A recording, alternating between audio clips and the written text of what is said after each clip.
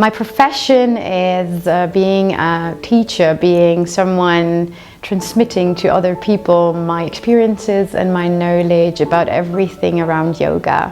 Why is yoga so important? Because it is a way to give yourself the space to reconnect to yourself. For every person it's different. So it could be sitting, meditating, it could be working out, moving your body. The main thing is that it allows you to come down and through the breathing to find peace with yourself, to find clarity, and this is when you start living the life that you want to live because you allow yourself to fully be and to unleash your potential.